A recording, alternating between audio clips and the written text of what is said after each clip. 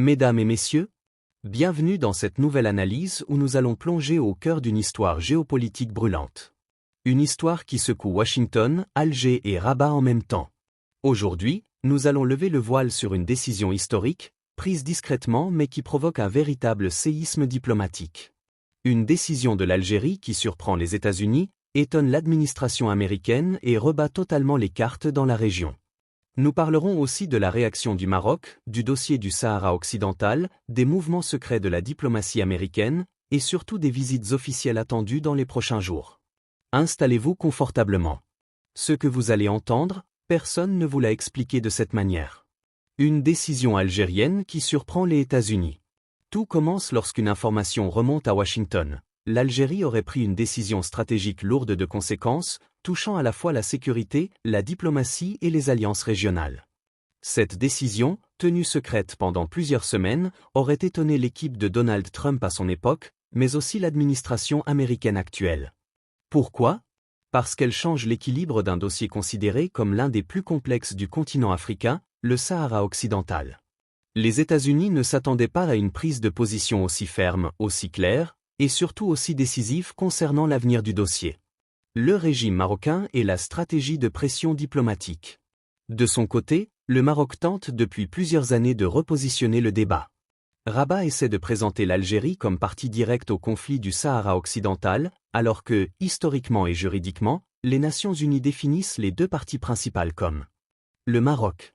Le Front Polisario, représentant le peuple sahraoui. L'objectif du Maroc est clair, déplacer le centre de gravité du conflit, mettre l'Algérie sur la table des négociations et réduire le rôle du peuple sahraoui.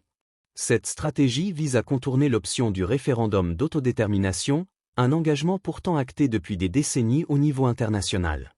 Mais l'Algérie refuse catégoriquement ce piège diplomatico-politique. L'argument algérien a un rôle de soutien, pas de partie au conflit. L'Algérie rappelle constamment qu'elle ne revendique aucune terre, qu'elle ne réclame aucun territoire, qu'elle ne cherche aucun gain politique et qu'elle soutient uniquement le droit à l'autodétermination, principe fondamental des Nations Unies. Pour Alger, la seule solution viable est celle qui permet au peuple du Sahara occidental de décider librement de son avenir. Alors pourquoi impliquer l'Algérie dans les négociations ? Selon plusieurs experts, il s'agirait d'une tentative d'entraîner l'Algérie dans un face-à-face direct et de diluer la question fondamentale. La parole doit revenir au peuple sahraoui. L'histoire cachée du partage avec la Mauritanie.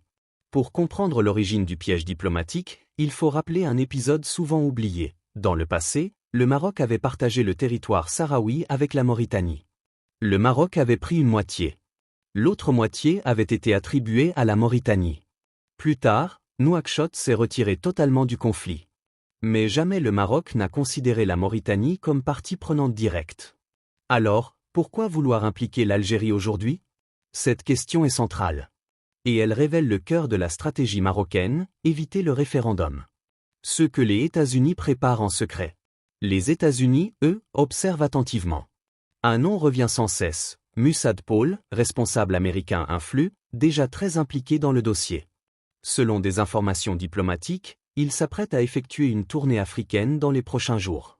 Au programme, Maroc-Algérie et peut-être d'autres pays clés. Mais la visite la plus attendue, c'est celle à Alger. Les États-Unis veulent comprendre la position algérienne, clarifier leur rôle dans la résolution du conflit, et surtout préparer un nouveau cadre de discussion, peut-être plus solide que les précédents.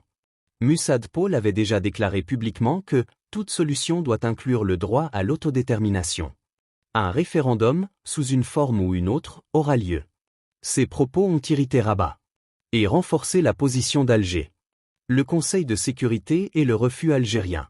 Lors de la dernière résolution du Conseil de sécurité, le Maroc a tenté une nouvelle fois d'inclure l'Algérie comme partie au conflit. Mais l'Algérie a refusé, s'est abstenue lors du vote et a expliqué officiellement qu'elle n'était ni impliquée territorialement, ni concernée juridiquement, ni partie directe au conflit.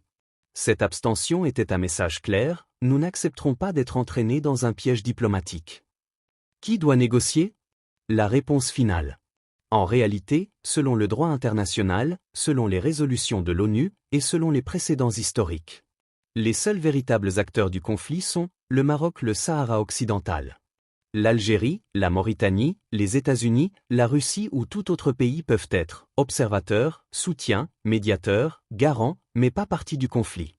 Et c'est sur cette base que les nouvelles négociations pourraient se construire. Ceux qui se préparent derrière les coulisses. L'Algérie a pris une décision stratégique qui a surpris Washington. Le Maroc tente d'impliquer Alger pour éviter le référendum. Les États-Unis préparent une tournée diplomatique cruciale. Le Conseil de sécurité confirme que l'Algérie n'est pas partie au conflit.